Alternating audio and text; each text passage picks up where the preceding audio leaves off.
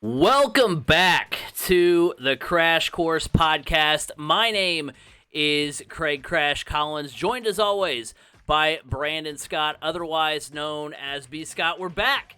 We had the hiatus, but now we are back and better than ever, ready to talk about some college football realignment. Before we do that, you may have thought, hey, you guys had a whole month to talk about IndyCar, and you even had some episodes after you went on a hiatus to talk about IndyCar.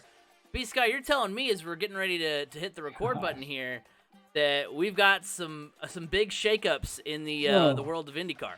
Yeah, so as you all know, we record this show on Tuesday nights. So today, Tuesday night, July 12th, just absolute craziness. Silly season has come early in IndyCar this year.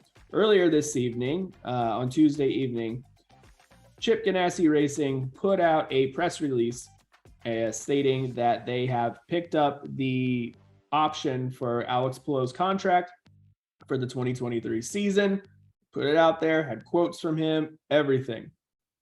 Not too long after that goes out, Alex Palou goes on a rant on Twitter, quote retweeting it in several threads, stating this press release was never approved by me. Those quotes were never approved by me. I am not returning to Chip Ganassi Racing for personal reasons, and I will have an announcement about my future later on.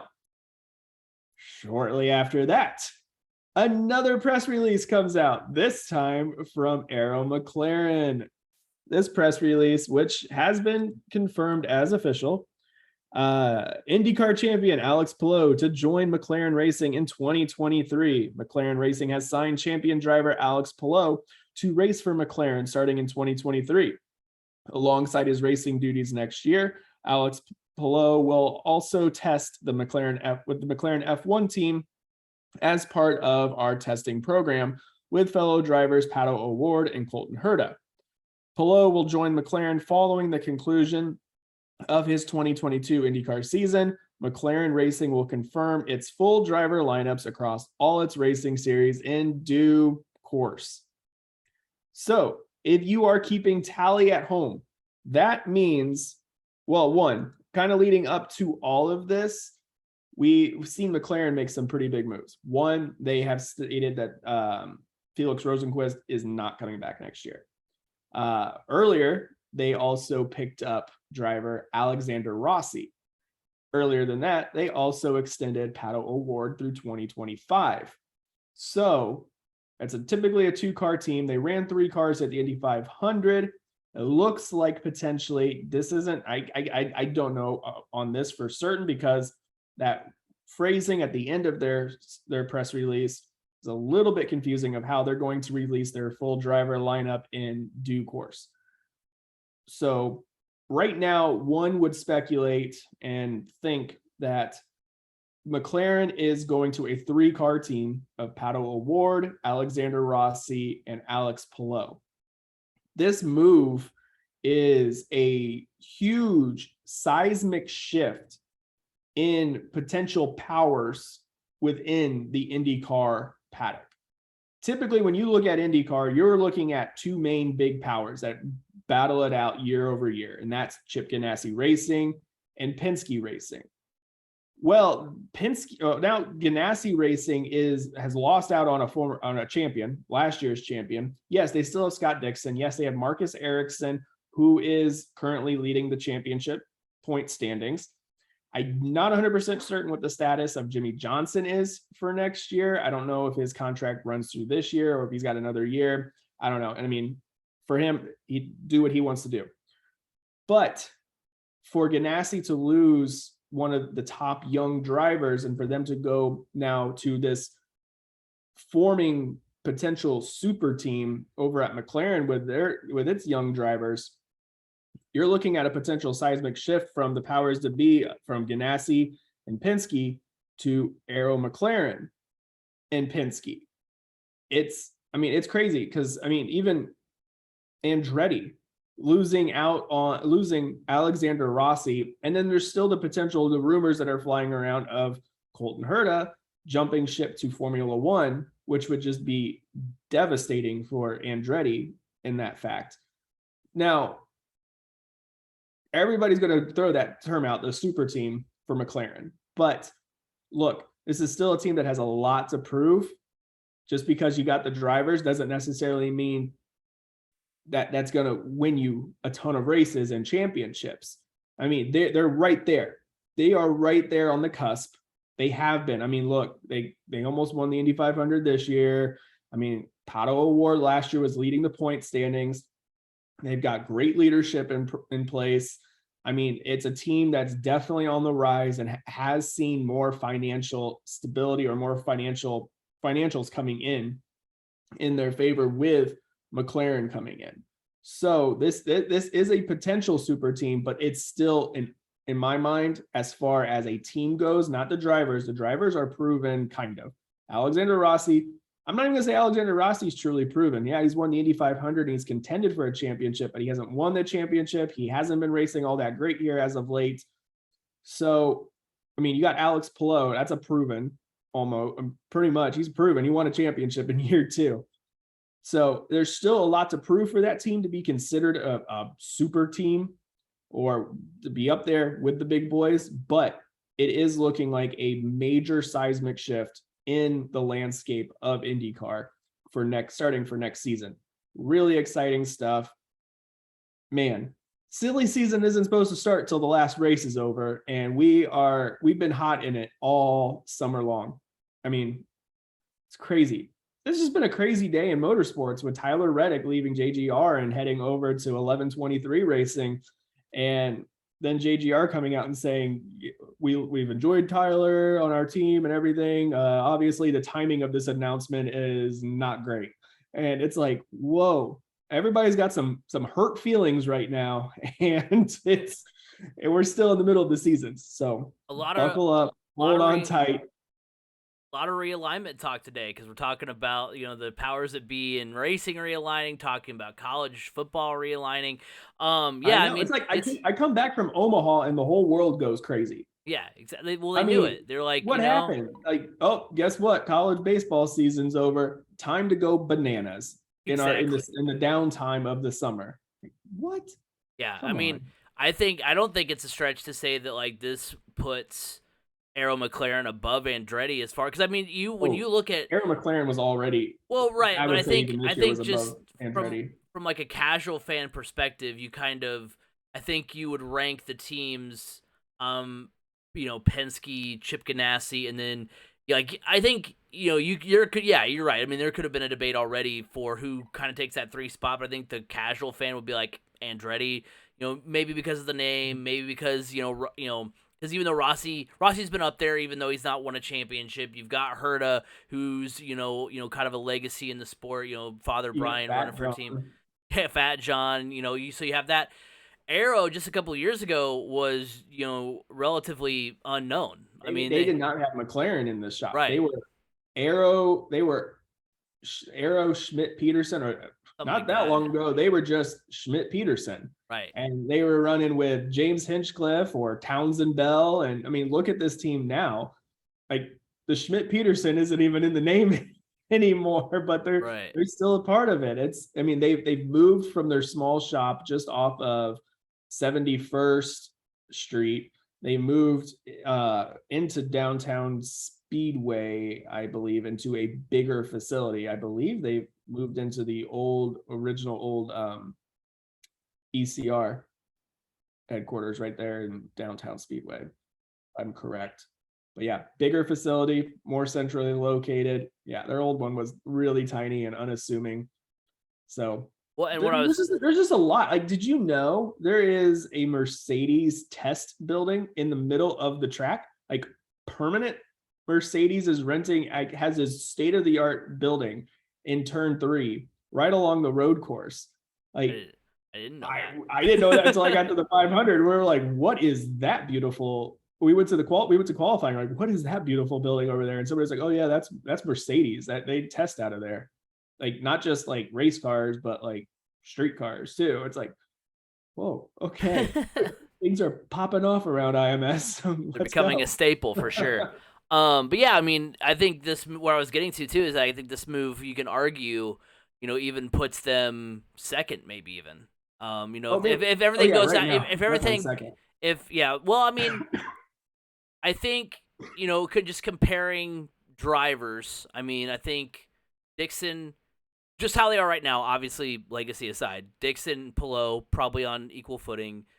Then, in terms of your Yeah. second best, driver, I mean, I would take Award over Ericsson Oh easily. yeah. So, I mean, you've got that argument to where now those, top two teams in the sport, have definitely changed and definitely shifted. So, yeah, I mean, more power to them. I'm interested to see. Yeah, that is a real weird way to phrase like, oh, we'll let you know about our lineup here soon. Because, I Well, mean, it makes sense.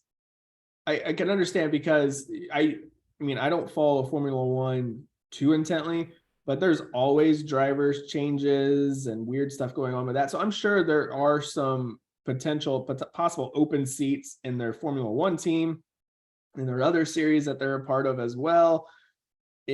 So because people are probably asking, hey, what does this mean for your Formula One team? Because when you think McLaren, that's what you think of first. You're not thinking IndyCar, but soon you will be. for sure. I mean, it's gonna be.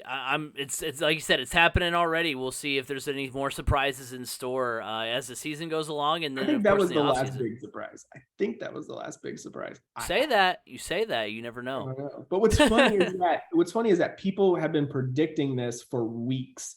For weeks. I think it's not that it happened. I think the biggest story is the way it happened. Like when I saw the story earlier this afternoon of, oh, Ganassi picked up his option. Okay, he's not going to McLaren. Done deal. And then the whole world just fell apart. And it's like, okay, he is, because like I didn't realize what was going on. I paid no much attention to it after Ganassi put out their statement, and my buddy Pat texted me and he said, "Well, Pelot's gone. You were right." When I told him, I was like, "I think he's going to McLaren," and he texted me and said, "You're right," and I was like, "What is he talking about? No, I'm not right. I wasn't right. He's Ganassi picked up his option. What are you talking about?" So I looked it up and I was like, oh my gosh. And that was like literally 20 minutes before we hopped on here. Wow. So Well, I mean, like we said, realignment going on in IndyCar. We're going to talk realignment here for college football here in just a moment. But first, let's go ahead and get our friends of the show involved here.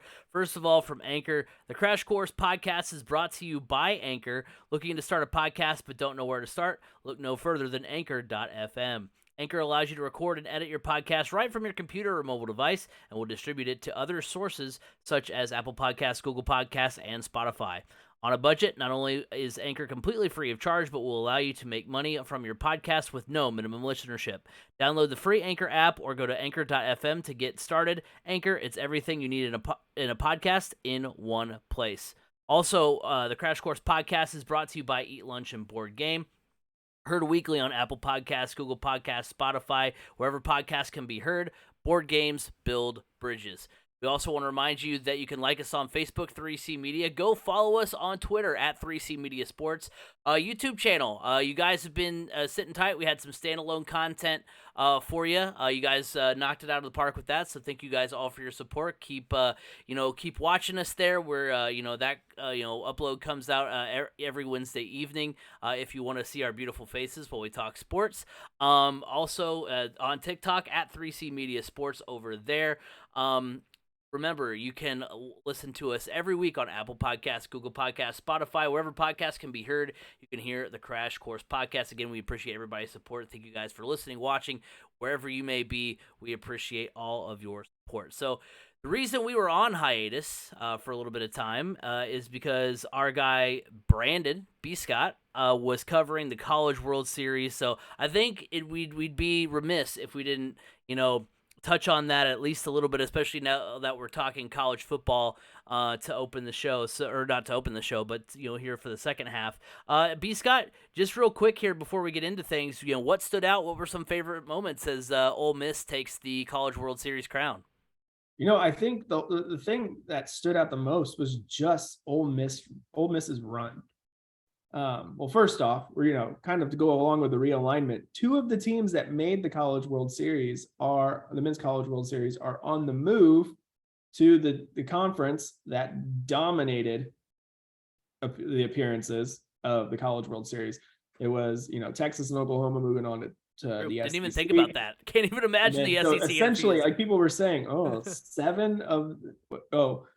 six of the 8 teams that were in Omaha are headed to our SEC. And then the outsiders were potentially headed to the Big Ten. We'll get into that a little bit more, but Stanford and Notre Dame. So, but yeah, I mean, Ole Miss, what a story. What an amazing story this team was. Look, earlier this season, this team was ranked number 1 in the country after Texas fell off that pedestal. And, Ole Miss had a lot returning this year. Their captain, Tim Elko, who who tore his knees up last season and came back just 21 days later and led his team to 1 game away from the College World Series last year. And it was, it's just a really hardworking team and everything, but they didn't make it last year. They return a lot this year, some really good young talent. But then they get that number 1 ranking and the bottom falls out on them throughout the conference season. At one point this season, they were 7-14 in conference play. They just snuck in to the last spot in the SEC tournament. All right, good. Anything can happen there. They showed out well in the SEC tournament, but I'll tell you this much. Our champion last year, Mississippi State, got bounced early from the SEC tournament. So that doesn't usually mean anything. Come selections and everything, Ole Miss is the very, very last team. They are team number 64 placed into the tournament. So they went from the last team in to the last team standing. What makes their run even more impressive, they lost once the entire postseason. Once. They won 3 games. They did not lose a game in regionals. They swept supers. They swept the championship series against Oklahoma. In the semifinals, they did have to go to a winner-take-all against Arkansas, who was a very dangerous team. And they came out victorious on that one. This team got hot at the right time. This was a fan base that was so excited for this. I mean, that stadium was probably, I want to say about 98% Ole Miss. And one of the cool things was, and it just sends chills up your spine when you hear it, you get goosebumps. And they, on the video board, they filmed their team captain, the in-game, the venue broadcast team had a video recorded of the Ole Miss team captain, Tim Elko, starting out their big chant. And he would go, hey, Ole Miss fans, are you ready? And they would all break out in the hotty toddy chant all at once. And it would just, it was like, whoa, this is nuts.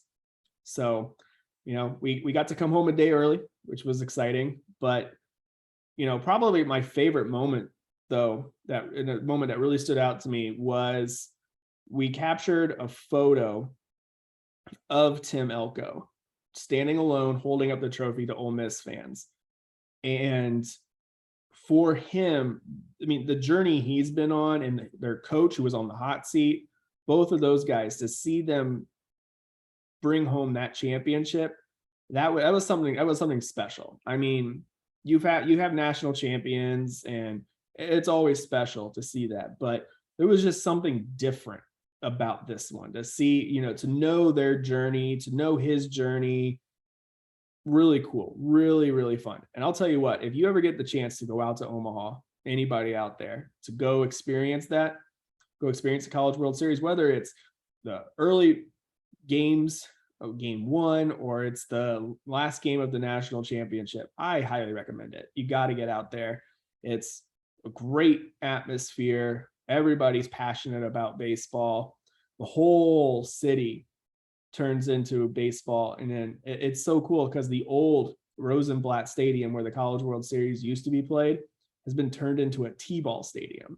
So that's really cool. I mean, they got it, I don't know, the whole thing is just amazing. Because when you're driving into Omaha, I drove out to Omaha, you're driving through cornfields all the way there. And all of a sudden, out of nowhere, boom, there's Omaha and there's Charles Schwab Field.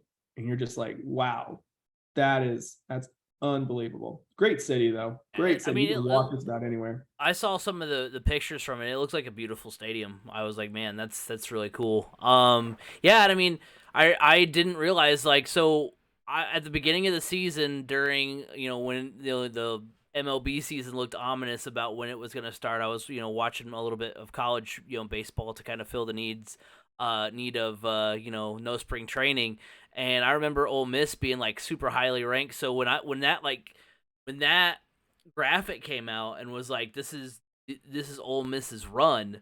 They like as far as like being the last team in and coming back from so much adversity. I was like, wow, I didn't understand it was that like. So when I saw they were there, I was like, well, yeah, I mean they were one of the best teams in the country at one point. Of course they were there, but then I saw that graphic, I was like, oh wow, that's quite a run. And I mean, hey, back-to-back years from the state of Mississippi. I know they're rivals, but still. What's even great though is that we were talking to some Ole Miss fans and they said, hey, look, it's all about the state of Mississippi. If we're not back here winning it next year, and neither we don't really want Mississippi State to win again, obvious rival there. But hey, if who's next? Southern Miss. Hey, we were like, that wouldn't be bad. They were good, right? I mean, they're a good program. That was who Ole Miss had to beat to get to Omaha, and they swept them. So that was a good team. That's a very good team down there in Hattiesburg. So don't sleep on Southern Miss next year. I mean, it's going to be fun. Next year is going to be a wild ride. I mean, this is the storylines for next year. You got Notre Dame's coach, Link Jarrett, leaving Notre Dame to go coach at his alma mater, Florida State. That's going to be unreal. After Notre Dame knocked off number 1 Tennessee. I mean, yeah, next year's going to be a ride. It's gonna be fun. And talk about movement. I mean, heck. And also, I mean, I'll go ahead and give you my preseason, my favorite next year, LSU.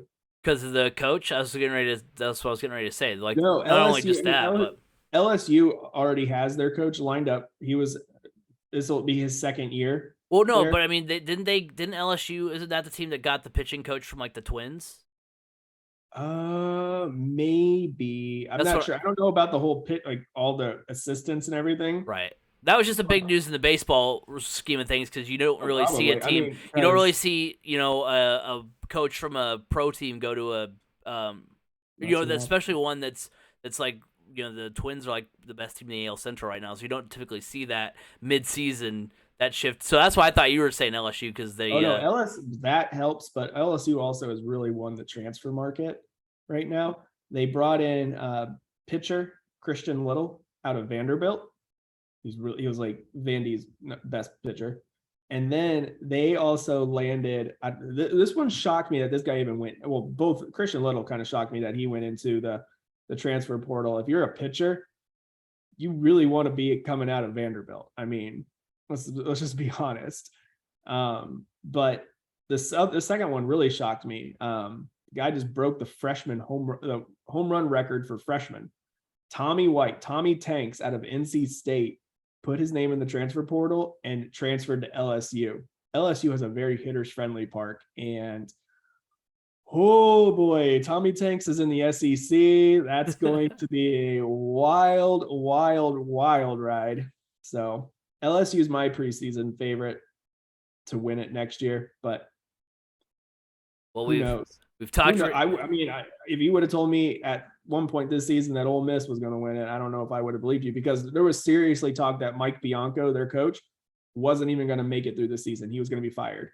And now it's like he's got a lifetime contract. Right. He brought them their first ever national championship. Literally, that's their second championship in all of athletics. Their very first one was won in 2021 with women's golf. Wow. I mean, who would have thought? Same thing with Mississippi State last year. Right. That was their very first national championship in athletics program in their entire athletic department. It's hard to believe 2 SEC schools hadn't won anything like that. So. Right. Yeah, and I mean, if you would have told me that USC and UCLA were going to be playing, Purdue in the Big Ten, I thought that You was know, a joke when I saw that. you I was like, know, who put this out? You just got fired. yeah, they'll talk about the PR team from Chip Chip Ganassi Ganassi. PR team. Yeah, yeah. So that was the one more big news that happened while we were gone. On June 30th, USC and UCLA move to the Big Ten. That was approved then. They'll begin play on in 2024. And yeah, I mean, I my initial reaction was I'm all for it. In the moment because I was like, it stinks. Sorry to our Pac-12 listeners if you're out there, but this means I don't have to care about the Pac-12 anymore, especially if the dominoes continue to fall like we suspect they might. Because the Pac-12 as a conference, I mean, it's been more so relevant. As far as the major sports goes, it's been more relevant in basketball than football.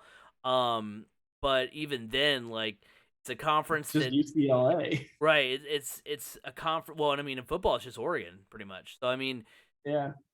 I mean, you USC was making some headlines this summer with the hire of Lincoln Riley, the transfer of Caleb Williams. I which mean, Lincoln they've Riley been went from the Big 12 to the to the Pac-12 to to the the Big Big Ten. 10 in all the course of an off season. But Yeah. I mean, Is that a 3 tight end set? yeah, that was my favorite meme from all of that. Like, wait until USC sees Iowa running out with a 3 tight end set. Like, wait a minute. Wait till they see Wisconsin roll out a fullback. They're gonna lose their minds. Um, but yeah, I mean, so that was my initial reaction is that like, hey, the Pac-12 is finally dead. I've been burned by them so many times as far as like, oh, are they back? Are we finally got some interesting things happening on the West Coast? No. Oregon last year. Yeah, Oregon last year, which I was really sad about. But zooming out, my overall reaction is, you know what? I mean, what happens when you disincentivize winning in sport, in any sport, really? But this is what happens when you take away, you know, the draw that being a winning program has. I mean, when you look at the first big time shift for college football, I mean, you had Texas A&M who was 22-7, 13-12 in the Big 12 in their last 3 seasons there. Their highest finish was third in that span. The SEC they went to the SEC. The SEC also got Missouri, who was actually the better team of that get at the time. How many times did Missouri win the SEC East? Right, they won like a couple They of were different like, times. it was like, wait a second, Missouri comes in like has no business in the SEC and was winning their division. Yeah, they were 26-13 over that time, 15-10 in the Big 12 in their last 3 seasons. They were milling around the top of the Big 12 North. Maryland, I didn't realize how bad Maryland was going into the Big 10. They were 13-24, 6-16 in the ACC in the final 3 seasons. They were in the ACC before joining the Big 10. Their highest finish was 5th in the Atlantic. Rutgers was 24-15, 12-10 between the Big East and the American Athletic Conference, which, I mean, that's when the Big East and American were kind of shifting from being a Power 5 conference to a Group of 5 conference. It was one of during that span, I was like, there was a time in that transition where I was like, well, we still consider the American Athletic Conference a Power 5, right? I mean, or at the time, Big 6 or whatever you want to say. And I slowly got told that was the wrong opinion to have, and I mean, rightfully so. You are wrong. You are wrong. They are not still a power conference. And then, before they hopped to the Big Ten, that was how good Rutgers was doing. Colorado was 13-23, 6-18 in the Big 12 before their move to the Pac-12. Utah was 33-6 and had a win over Alabama in the Sugar Bowl in the years leading up to leaving the Mountain West for the Pac-12. TCU was 36-3 with a win over Wisconsin in the Rose Bowl. Shout out Andy Dalton. Yeah. In the 3 seasons before they joined the Big 12. The Big 12 actually was the big winner, in my opinion, that time around because they got West Virginia as well, who was 28-11 between the Big East and AAC before joining the Big 12. And all of that rambling is to say that the programs that were on the move were mostly either in a period of irrelevance and or schools that, if they were good, lacked the same tradition that are on the move this time around. You had teams that like, okay, yeah, of course they're going for the money moves. They're either, joining a bigger conference, a better conference, a conference with more access to success. West Virginia and Rutgers leaving the Big East and AAC. Utah and TCU leaving the Mountain West. And then you had Colorado, Texas A&M, and Missouri all leaving the Big 12, and they weren't. I mean, they weren't That gonna. doesn't even mention the old moves of Nebraska to the Big Ten, right, Syracuse and Pitt and Louisville to the ACC. right. I mean, and so you know what we need to do? I just kind of feeling a little we're missing somebody. yeah, we need to bring in that. Honestly, that is an oversight by me by not contacting B Pope and being like, hey, remember the old This Cardinal is College? right your wheelhouse, man. We talked about this every week, all of the possibilities, and now here we are. Now they're coming to fruition. Like 12, 13 years later, it's actually happening, man. Right? You were ahead of the time. You were a decade too early, bud. But yeah, I mean, now the schools that are on the move, I mean, you've got USC and UCLA who have 5 Pac-12 South titles between them, 3 for USC, 2 for UCLA. USC won the Pac-12 in 2017. Last year we had Oklahoma. They announced their move to the SEC. They've won 6 of 8 Big 12 titles in the college football playoff era, and they're the only team from the Big 12 that's made it to the college football playoff. And don't forget about Texas. Right, that's Texas, a big money maker. Right, I mean, money-making and conference. all 4 of those teams are teams with a lot of history, a lot of pageantry when it comes to college football. Whereas those other schools, like the schools that were successful but lacking the same prominence and tradition that these schools lack. So I mean, look at it from a basketball standpoint. Right. This one, USC, whatever. UCLA is joining the Big Ten in basketball. Yeah. I mean, I think the last time UCLA played in Mackey, it was for a game against Purdue. I don't know if they played in Mackey during the bubble year, but the last time UCLA played in Mackey Arena, it was the very first in conference. Yeah. It was non-conference. Right. I know. But it was the very first game of Mackey Arena. Rick Mount played for Purdue. John Wooden was coaching at UCLA, and Kareem Abdul-Jabbar was on the UCLA roster. Wow. I mean, that was. It's just going to be. It's so cool because basketball in the Big Ten is so historic, and UCLA basketball is so historic. It's going to be. That's cool. I mean, you got it from both sides because you just kind of flip the narrative that you would have for UCLA basketball and use that for USC football, even though USC football hasn't been on that big stage. But you think now they're going to be back. Now that they've got Lincoln Riley in there. Yeah, exactly. So So basically, the point I'm trying to wrap up was that obviously we know that this is all of it has money involved. It's obviously a big money move, but when the powers that be decide that there's only one conference that's worth noting, which was the SEC. There's 6 programs that honestly have to play their way out of the college football playoff every year for another team to get in there. I mean, then the only decisions that are left are the fiscal ones, and that's what we're seeing here. So. Like I said, on just a regular reaction, level, I'm all for it. But we're seeing kind of the residual effects of, hey, you know what? We know we're not going to be in the college football playoff anyway, and the money's just too good to ignore. Well, look, the Big Ten hasn't released anything yet, but they are in works to release. Or to announce a historic TV deal. And this was prior to UCLA and USC. I mean, we're talking money that I can't even imagine. And we'll get into this, the TV talk a little bit more here about what happens next. But if you're the Big Ten, you have the coasts, the major markets on the coasts locked up right now. You got Los Angeles and you got the New Jersey, New York market. I mean, literally, Rutgers is super close to the Atlantic Ocean. UCLA, I believe it's UCLA, or is it USC? One of those campuses, it's a 5-mile jaunt to the beach with the Pacific Ocean. I mean, literally, the Big Ten now spans across the entire country and has the major markets on the coasts on lockdown. I think I saw in a video today that like it would take longer if you're Rutgers flying to USC for a conference game. You're actually gonna have a shorter flight going to Iceland than you would going to to Southern California. That's why I don't think we're done yet. Yeah, the SEC just came out today and said we're good at 16. We're good.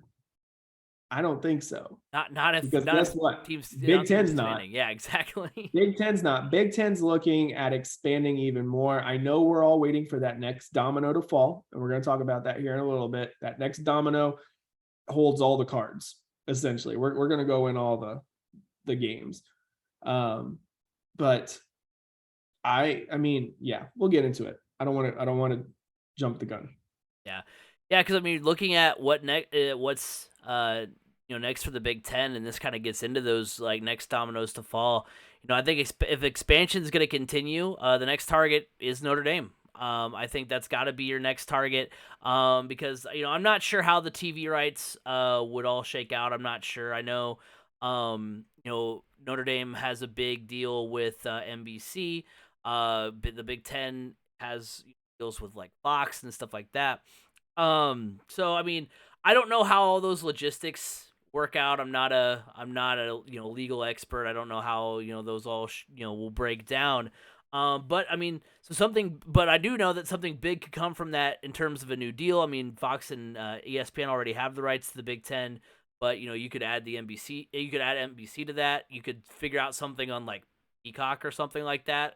For certain Notre Dame's already they played. Well, right, but I'm saying last year 3. Right, but I'm saying like you have more of a chance to like put other types of things on Peacock for the Big Ten as well. And then also, I mean, just real quick here, with the addition of USC, the Big Ten is going to be home to 5 of Notre Dame's rivals. I mean, if the goal is to maximize the TV money side of things, then those games would be big draws, not to mention matchups for Notre Dame with Ohio State, Wisconsin, Penn State, Iowa, etc. So, I mean, you're going to have, I mean, there's so much of a draw that Notre Dame would bring that I think, I mean, obviously I know they're the next kind of titan to try to figure something out, but that's got to be your next goal for the Big Ten.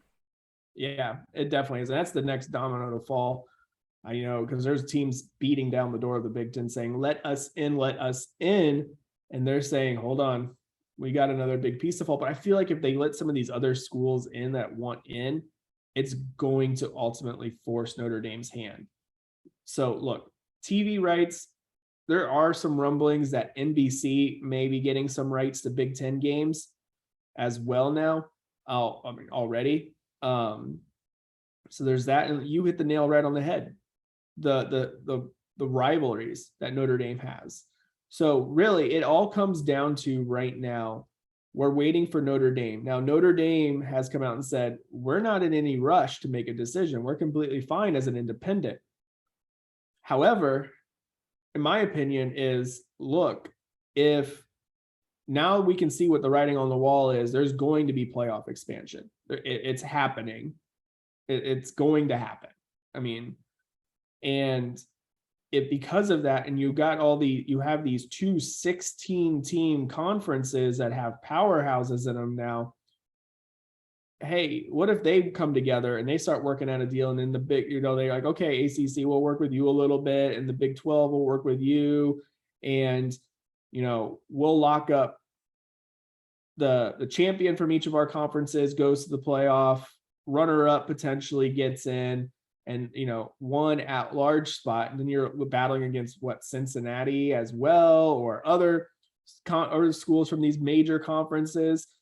Notre Dame could potentially be left on the outside looking in, because also these conferences are getting bigger, and they want to be able to maximize their usage of these schools playing each other. So guess what? That might mean smaller non-conference seasons for these schools as well. So that then starts dwindling away the opportunities for Notre Dame to play high quality opponents. And if you don't have those high quality opponents on your schedule or your resume, and you're battling for that at large spot, you may get left out because your schedule, yeah, you won every game on your schedule, but guess what? Your schedule wasn't all that strong. Good for you. You beat UConn, you beat Wake Forest, you beat Georgia Tech, Army, Navy. you beat Army, Navy, Ball State. I mean, good for you. You beat Toledo. Now you expect us to, I mean, yeah, on paper, you should be in the playoff based off of your roster. But man, you haven't done anything that he's. I mean, look, Ohio State just ran the gauntlet in the Big Ten. Michigan finished with 1 loss. USC finished with 1 loss. You're telling us that Michigan, USC, and Ohio, like, they don't belong in there over your wins over Toledo? Honestly, that's what's going to end up happening, because if Notre Dame is going to be left outside looking in, and it's going to be a detriment to their schedule. Honestly, I feel like the SEC is just going to sit back and say, look, Notre Dame, if you want to play here, you're more than welcome here. And that's it, because they're just going to say, look, we're the SEC. But if I'm Notre Dame, I'm looking at the SEC going, no, that does no, thank you. No, thank you. I don't want to play, because I'll end up in the same division as Alabama. And there goes my shot of playing in the college football playoff as well. Whereas the Big Ten, I think if the Big Ten really wants to put Notre Dame's feet to the fire, they need to go to the schools like Washington, Oregon, Stanford, and say, hey, look, guys, if you want North Carolina, schools like that, if you come, we'll invite you to the Big Ten. Come on over here. And then boom, there's all of a sudden, there's a lot of teams that are out of Notre Dame's schedule. And I think that will ultimately force Notre Dame's hand. Honestly, that's what I believe is going to happen next. You're going to see more Pac-12 teams jump ship to the Big Ten. So that way the Big Ten is able to work you're essentially going to see a Pac-12 like schedule out on the West Coast, but for Big Ten teams with USC, UCLA, I believe Oregon, Washington, and Stanford are the next big pieces for the Big Ten to take hold. Yeah, and especially if they go to the SEC, it's just going to get messy trying to figure out travel, because guess what, guys? This doesn't only affect football or basketball. I mean, those are the money sports, but you're also talking, this is going to affect, baseball, for instance. It's going to affect baseball big time. It's going to affect track and field. It affects swimming and diving.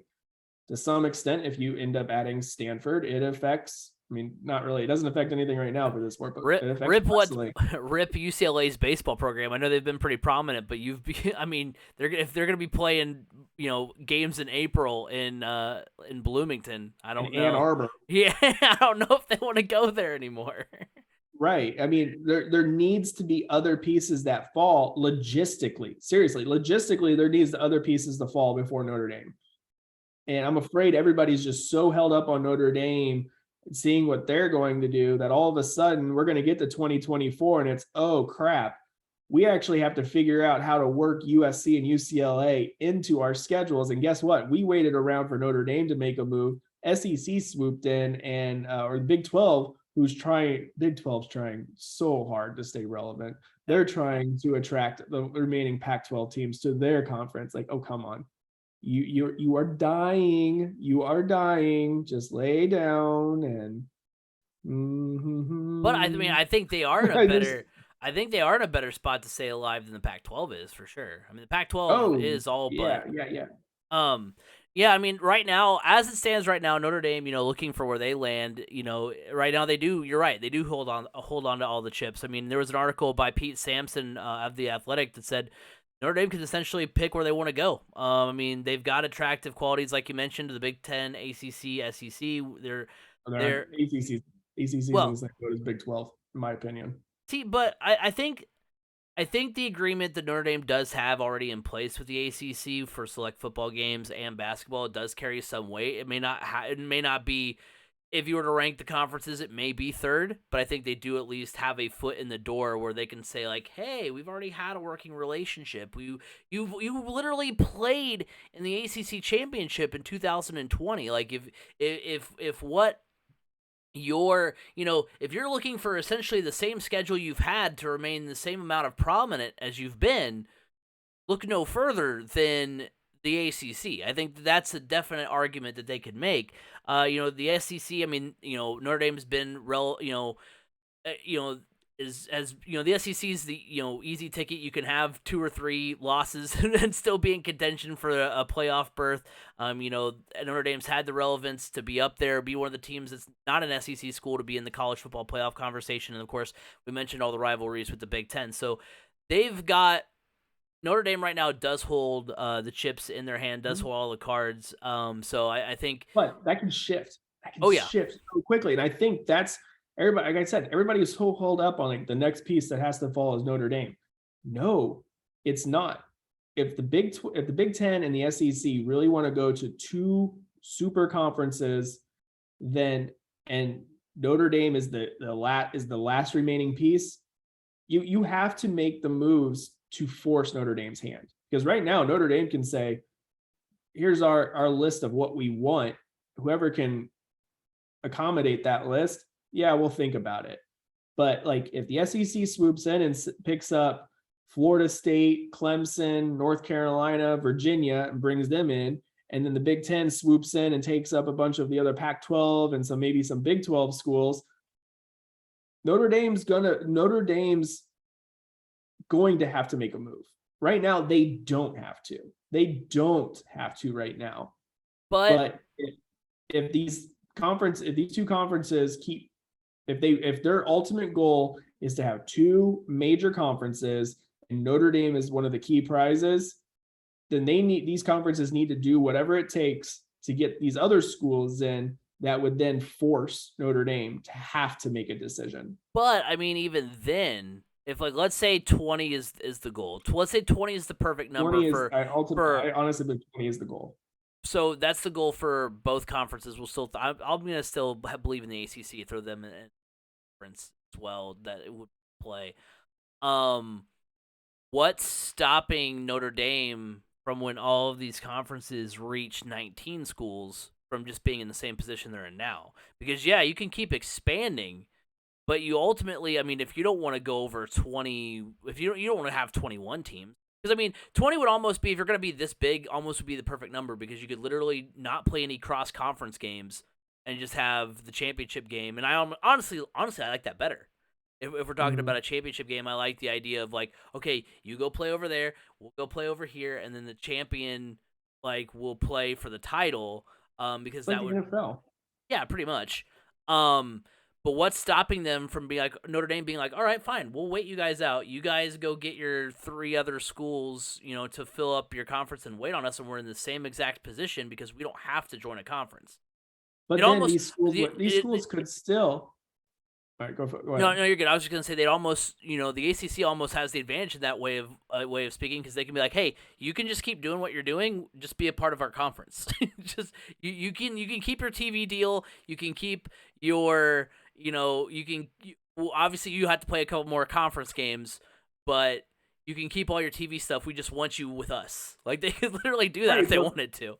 And my thing is like if the SEC swoops in and takes the top 3 schools from the ACC, and the Big Ten swoops in and takes the last remaining Big 3 from the Pac-12.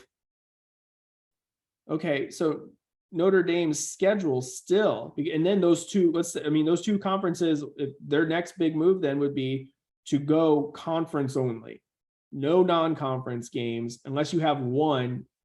You're allowed to play an FCS school if you want, But then Notre Dame, it's like, okay, you're left with what? You're playing Wake Forest, you're playing Pitt, you're playing Boston College, you're playing NC State. I mean, those don't have the same clout as we played Clemson, we played Florida State, we played Miami, or we played North Carolina, or we played Stanford, or whatever it may be.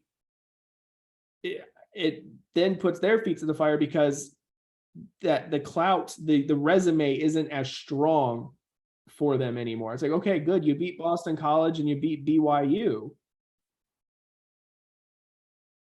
But there was nobody that was ranked within the top 15, top 10 on your schedule. So I mean, if the committee is really going to stick to strength of schedule matters,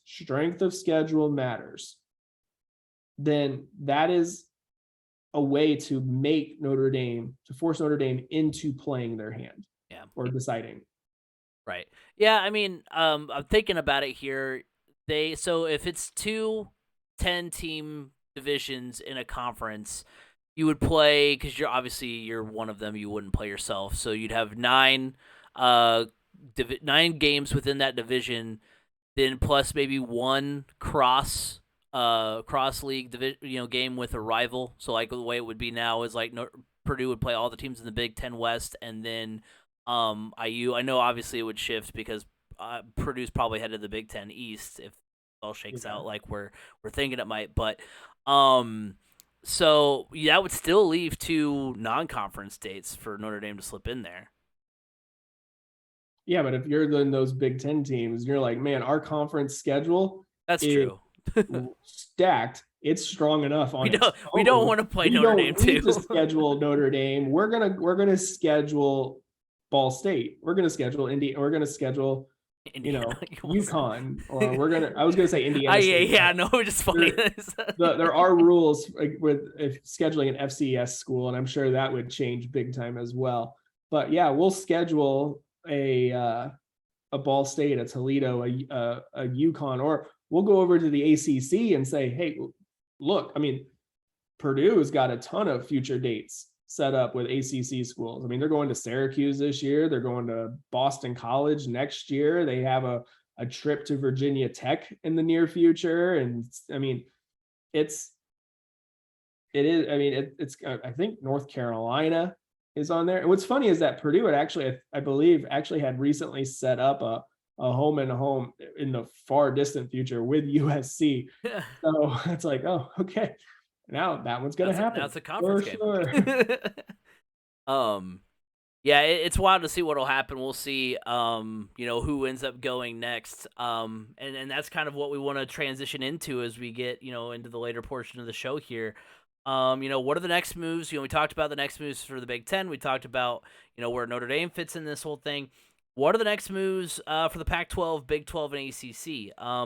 For me, excuse me, looking at the Pac-12, the South is now Arizona State, Utah, Colorado, and Arizona.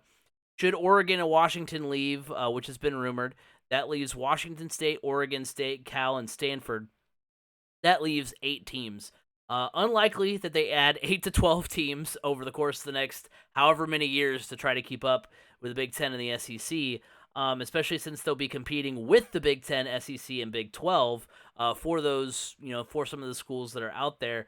And, the Big 12, like I said earlier, I think has more of a chance of survival than the Pac-12 does. I know. Pac-12 actually has their. You go. There you go. You're good. They'll most likely, the Pac-12 will most likely follow the Big 12 model. The Big 12 last year added BYU, which that does suck for the Pac-12 because that BYU would have been a prime candidate, especially with their rivalry with Utah. You have UCF, Cincinnati, and Houston. They'll all be Big 12 schools. After Texas and Oklahoma announced their departure last year. I think Boise State's a prime candidate. Utah State's a prime candidate. San Diego State's a prime candidate. The Pac-12 title game is in Las Vegas. The UNLV is an option. UT San Antonio is coming off a good year in Conference USA. So you have some schools that if they wanted to take that Big 12 model of let's just build back up to 12 teams and see where we can go from there. That's what they can potentially do. I heard Van Latham on the Ryan Russillo podcast talk about the future of the Pac-12 as maybe following the Big East model of being a basketball-only conference, like the Big East, turned out to be, after, that shift. Not to the point where, literally almost no teams that used to be in the Big East are there, but in the sense that, this got me excited about the potential for, what if Gonzaga and Kansas joined the Pac-12 As a basketball, I mean, you still have Arizona there. You still have Arizona State, who has had good years in basketball. Utah's sometimes been, a good basketball school. So that has a chance to be a pretty good basketball conference if you can maybe entice a Kansas, a Gonzaga. I know they don't have football, but you can get Gonzaga over there as well. So, Gonzaga has football. are you They're sure? not. I think they're FCS. Positive? I should know this because I run the FCS I, account. I don't think. We'll look it up. Oh, yeah. But yeah, so I think that's where the Pac-12 goes. As far as the Big 12, I mean, convincing teams to stay is obvious. I mean, that's the case for obviously all three of these conferences, but convincing teams to stay is on there, as well as they have to hop on the Pac-12 poaching. They'll have 12 teams once Oklahoma and Texas leave, and BYU, Cincy, and Houston and UCF join. Arizona and Arizona State makes sense. They have ties with Colorado already. Obviously, Utah has a rivalry with BYU, so they can really add some firepower to their situation. Then, as far as the ACC goes, like I said, I think they put all their eggs in the Notre Dame basket in terms of they've got their foot in the door with their agreement for select football games, and You're basketball. right. No football. Do it.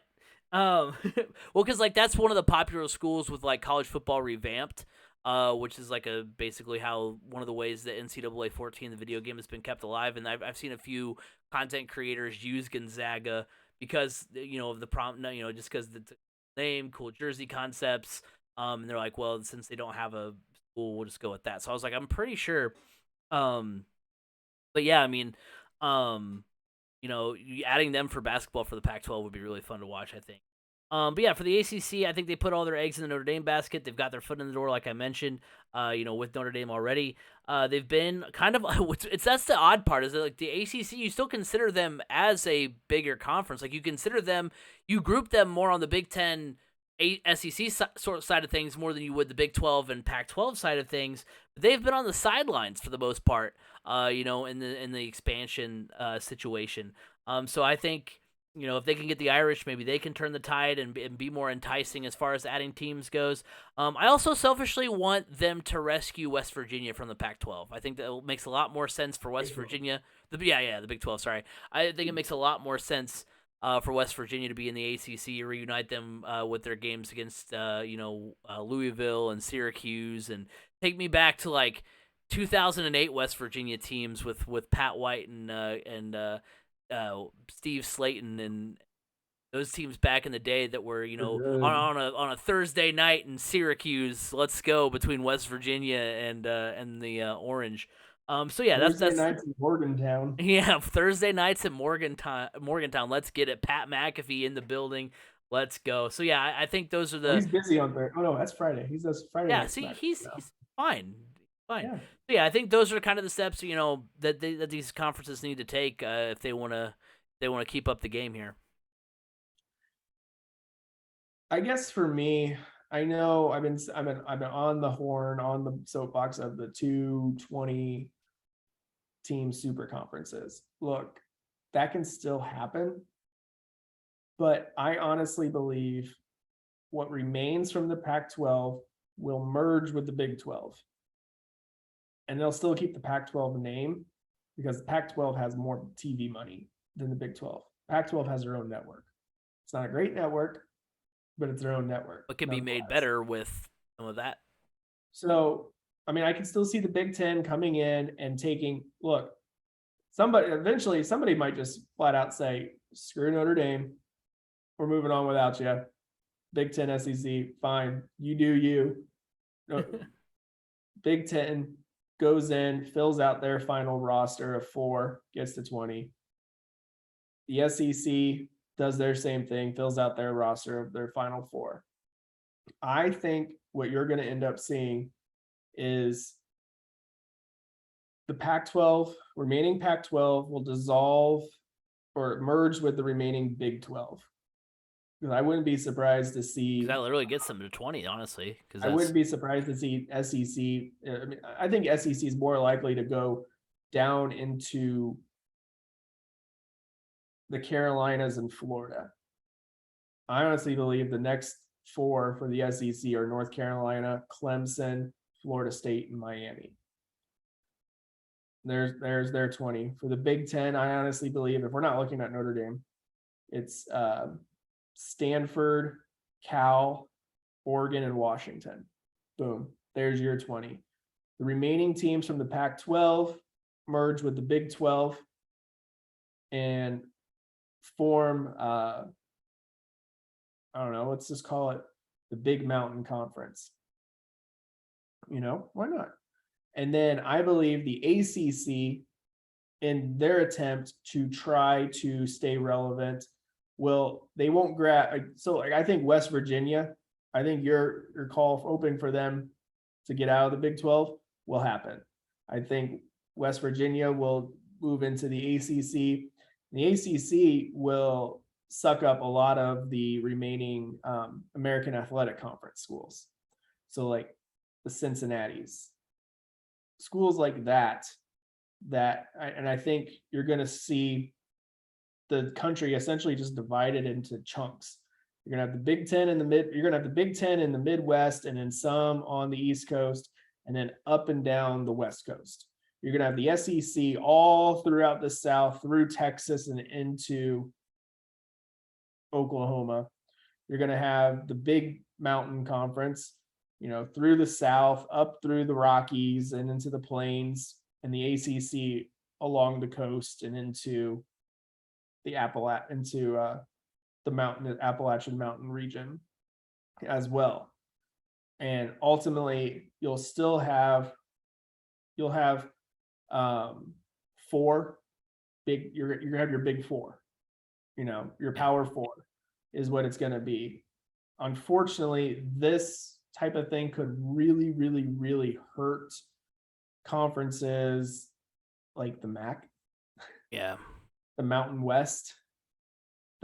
But there's still opportunities there for some of those schools to be playing. I mean, because the Big Ten says we're going to do away with non-conference, and the SEC says the same thing, which the SEC is never going to do away with non-conference. SEC needs to play Towson. They need to play Chattanooga the week. Alabama needs to play Towson before playing in the SEC the Iron Bowl. Yeah. Playing the Iron Bowl. I mean, come on. Let's be honest. That's just what they do. We need to save Chattanooga. Please leave them there. Yeah. So it's, I think there's always going to be some sort of non-conference, just because these schools they need 1 week at least to kick off the season, whereas Alabama likes to do in the season.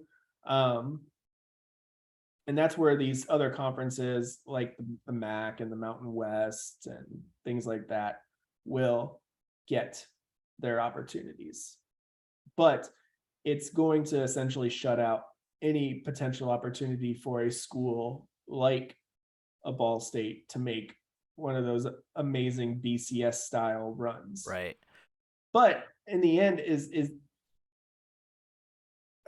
I don't know if that's really what's good for college football. If you have a small school that makes just a gigantic run to the college football playoff, and then they get in there with the big boys and get curb stomped.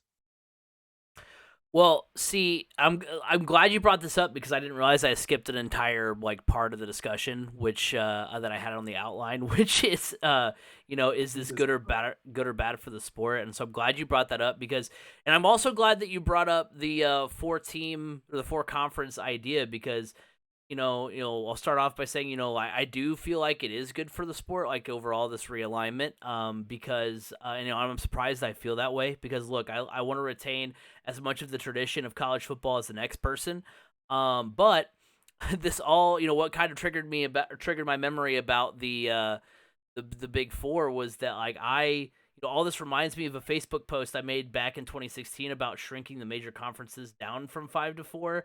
The only reason I know that is because I looked up the date today. I was like, I know that's because I took a picture. It was in my notes app. I took a picture and put it on Facebook.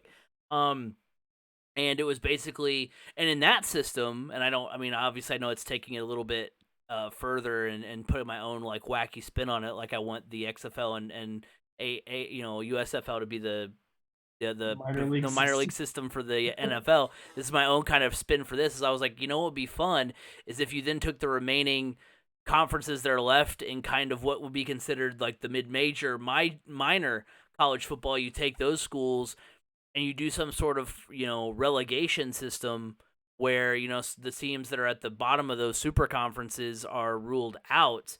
And I know I mean first and foremost, and this might be well. Listen, first and foremost, I understand like where we might be heading anyway, and I think needs to be considered is college football kind of being its own thing, like it having no bearing It on. already is. I know, but I'm saying like is. I know, but what we're talking about already is like, oh man, it's gonna really stink for women's lacrosse to go from USC to Purdue. That's going to stink for them because that's not one of the money making sports. So what I'm saying is already they need to kind of consider being like, okay, if we change conferences in football, that's kind of its own thing and it doesn't have any stake on, like, we need to specify in the agreement what sports it applies for. As far as, because look, Missouri, I mean, for instance, you look at hockey, Notre Dame's a member of the Big Ten in hockey. Yeah. In wrestling, Missouri for the past several years was a member of the MAC because the SEC doesn't have wrestling. They're now back in the Big 12 for wrestling. I mean, Air Force is in the Big 12. Little Rock is in the Big 12. There already are sports where they're just like, screw your conferences. We're doing it our own way. Hockey and wrestling. I think even gymnastics to an extent has it that way. Baseball is still a traditionalist with the conferences. They stick to it. But yeah, so there's already some sports that are just like, no, the conferences don't work out for us that way. Like Notre Dame's like, we're going to dip our toe in here for this sport, here for this sport, and here for this sport. And I think that's how it needs to start being, because you're going to get to a point where it's just going to be too crazy, because you're going to be like, do we really have to go play a conference game in women's volleyball, for Penn State? We have to go all the way to Stanford. They already go out to the right anyways to compete.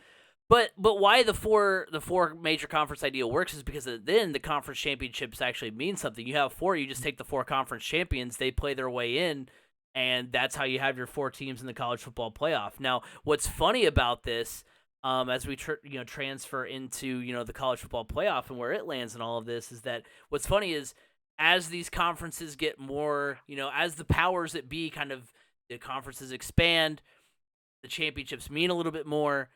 That's when expansion is actually going to happen, when it actually doesn't need to happen as much because we already are going to have everything kind of combed through with a fine-tooth comb more than we have even now. So I do think that that playoff expansion is going to still happen. I don't think it's going to be on that grand scale that we saw like last year were proposed, where it's going to be 12 teams. I think it is going to end up being 5 or 6. If everything expands, I think it's going to be 8. I think it's going to be 8. I don't see. I think there's less of a reason to expand now, because if you have 3 major conferences, or 3 or 4, let's say, you only really need to expand to 1 or 2 more at-large bids, because you're going to have. I mean, if we've decided that there's only 6 programs that are even worth talking about to begin the season, then I mean, you only need to add a couple more spots for those teams that actually do show that they're worth being in there. So like we've always seen them expand it to 5, to 6 when they've done their where things stand now when they do their rankings reveal every week. Like, I think 6 makes the most sense. I mean, I would love to see it be 8 or 12 or 10, but I don't think it's going to be that, especially not now when when you have these big conferences already, because then you don't want to have a 20-team conference with all these primary awesome matchups throughout the regular season, and then render those matchups useless by then having 8 other teams that get into the college football playoff. I'm not saying it's not going to happen, because what a time to now focus on money when you could have expanded to 12 teams already, and it would have been a lot more. There would have been a lot more of a reason to. But I think now it makes more sense to only expand to 5 or 6. My selfish want for this whole thing as a whole is to, I don't know what you do with the mid-major conferences. As someone who's watched Ball State football for his life, and really that's what he's plugged into. I mean, I would love to see this maybe the mid-majors kind of do their own thing and maybe create like a top-tier version of the FCS where they do kind of a smaller tournament thing. Maybe you have like a championship week where the FCS, the mid-majors, and the college football playoff happen. That would be pretty cool, kind of a celebration of the sport. Not all in the same place, obviously, but it made me think the Big 12 or the Big Mountain, as my conference would merge. They're going to go knock into North Dakota State. Yeah. Oh, yeah. Could you? I mean, heck, if you're the